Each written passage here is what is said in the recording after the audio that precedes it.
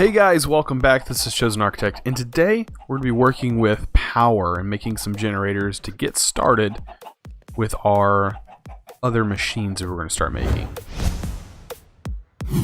Alright, so what we are going to do today is create a generator. Now there's several types of generators that we can create, but we really do need just a simple generator, and I'm thinking about going with this Stirling generator from EnderIO because I'm really familiar with it. And it's super simple to make and requires hardly anything to make it. Just some stone and some simple stuff that we already have. I need to get power set up because I would like to hop into refined storage very soon, because the storage situation that I'm at right now, I hate pulling stuff out of chests. It is it just irritates me to pull stuff out of chests, and they never stay organized. So of course we need to. That's weird. Now I finally get that achievement. We need to go ahead and craft ourselves piston. Just some basic things. I think sticks we have in this chest. Forgot to grab them. And also, using the refined storage, it'll pull things automatically out of my inventory and tell me when I don't have them. So that's a really neat feature of refined storage. But we're gonna talk about that in another episode. This episode we're worried about power. So we're gonna need some stone brick. That's super simple. We have some of this, and let's just go ahead and make 8. I don't think we needed 8, but we're gonna have to. And I think we have everything. Perfect. Alright, so we have our first power source, and this uses coal. And I need to find a place to put this for right now. We'll be moving things later, but for right now, this will work. It accepts coal. So let's take a look in here. I think we can go ahead and turn this into coal blocks. And that will actually work a little bit better. Right now, 14 is probably fine. It's going to generate a lot of power. As you can see, the burn rate, it's generating 20 RF per tick, and it's upgradable with a double layer capacitor or an octatic capacitor, which gives 5 times the efficiency, which is pretty nice. Alright, I don't know if it generates more power, but it looks like it raises the efficiency. It doesn't really say, just uses less fuel. Alright, now that we have that, we need to move along because I really want to get better power generation, because these generators aren't the best. So I'm thinking about going with solar power, because the solar generators look like they are a pretty good way of generating power. So early game. Solar, if we take a look at solar, the solar panel, which solar panel 3. Now this generates 1 RF a tick. We don't need that. That's 8 RF a tick. That's not going to help us out. This one's 32. This one's 128 per tick, and this gives us 2 a piece, which is pretty nice. These if I can pronounce it right, photovoltaic cells are looks like they're pretty simple to craft. We just need some glass and the mirrors. And then the solar panels just need mirrors. So it looks like a lot of mirrors, a lot of solar panels, and some iron. So yeah. So it looks like this will take any kind of glass. I don't think it's just quite clear. I think it rotates through all of the quite clear, then it goes to regular glass. But we're gonna find out, because quite clear glass, yeah, it goes to every type of glass. Yeah, looks like clear, and then it's gonna switch over. Okay, so we're gonna try and get into crafting that. But this is doing pretty good. It's gonna get us started. I'm gonna still continue with what we're working on right now. So we're gonna get started with some EnderIO. EnderIO. It works. Okay, just Ender is fine. Maybe we'll have to search it with the @ symbol. If you ever have problems, just use the @ symbol to find the mods you're looking for. Alright, so we have a Stirling generator, a combustion generator we don't have the stuff for. I would like to get an alloy smeltery. And it looks like it's going to require some more chests and a cauldron. So let's go ahead and get those things. And a machine frame, which is a basic capacitor. There's a few things that we need.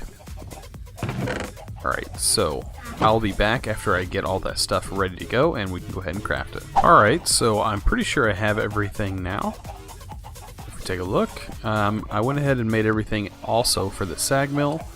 So we should be able to craft the alloy smeltery and the famous sag mill. Everything but the piston. Awesome. And there's our sag mill.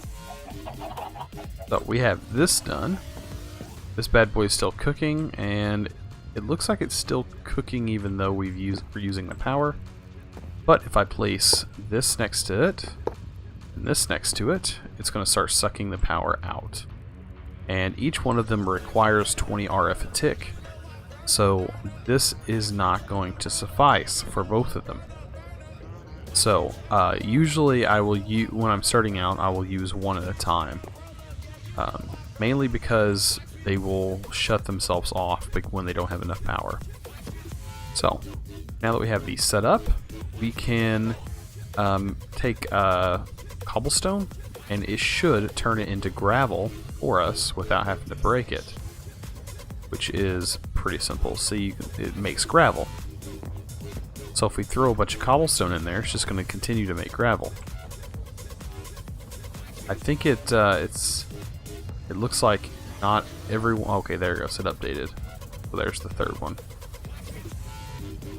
Sometimes it may give you the item. Sometimes it may give you more than one of them. It all depends. You have the upgrades in here, it also works better. Awesome, so we have power now. And what are we going to do with this power? Well, I want to get a few more things. That's why I made the alloy smeltery. Because I want to get item conduits, which is going to be very helpful. And I want to get started with refined storage. If we take a look at refined storage, it's going to require a little bit of stuff. So the sticky pistons, we're going to need this quartz enriched iron, which we're going to need nether quartz, which we get from soul sand, which I've been working on making. Controller takes some silicon, which still requires nether quartz, so you definitely have to get some soul sand and more of this quartz. So it's going to require a bunch of soul sand, which I'm doing over there. And it definitely helps having a bunch of stuff. So this nether quartz, the way you get it, it may be a good idea for me to make some seeds, but you get it from sieving soul sand. As you can see, there's a 2% chance of dropping 2 out of a standard, or this is the standard sieve, I'm pretty sure. The heavy sieve, you get gas tiers, or you get the nether quartz. 14% chance with flint stiffened mesh, which is probably how I'm going to end up going, which will end up working quite nicely. And it does look like you get different things for that. The cores are made a little bit different. These basic processors are going to go into a solderer, and the solderer requires let's see, like the silicon, let's see, exactly what I'm trying to explain to you. You basically put your printed processor and then stuff in there, and it's going to craft our processors for us. This requires power. Every attachment we add is going to add power to this controller, so we're going to need RF to cover it. And a simple Stirling generator like this is perfect enough to power it early game. So we're going to be able to craft things a lot faster, which is what I'm ready for. So I'm going to work on this next episode and start figuring out how to get this stuff. We're going to, of course, need to sieve a bunch of soul sand. I have 7 so far. been trying to fill these things up and keep sand in them, but I may have to automate this, and it's pretty easy to do. I don't think you can pump water out of here, but there is ways of getting water other than this well. This is just a manual way at the moment. I did want to show you before we leave that I did end up getting some redstone chickens from these guys. I had a nice little tip from Jin, looks like Jin Deaththrow. If I'm pronouncing that wrong, I'm sorry. He said, hey, those nesting pins, you want to set them right next to each other. Basically, they need to be connected.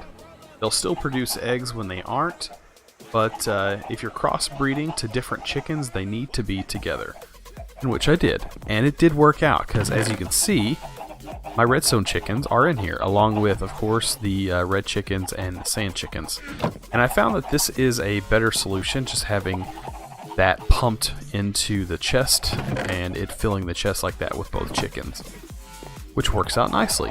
So as you can see, I have redstone chicken eggs filling up here, and redstone chickens will probably be a nice thing to have, because having redstone is a good thing. We don't actually get very much from sieving. Didn't mean to grow stuff in here, but yeah, it's a pretty nice thing to have. And I don't know how well these things produce redstone, but I'm sure they produce a little bit. Looks like these guys are producing stacks of sand, which is pretty nice over a period of time. To progress further with the chickens, I think I'm going to have to go to the nether. So we have not done that yet, but when we go to the nether, we're going to get our next type of chicken, which is, I think, the nether quartz chicken, which will help in our quartz production as well, but also breeding the quartz chicken with the redstone chicken gives us a glass chicken. And we'll be furthering our progression with the chickens. So, if you guys enjoy this episode, please don't forget to click that subscribe button and also give this video a thumbs up. And as always, thanks for watching.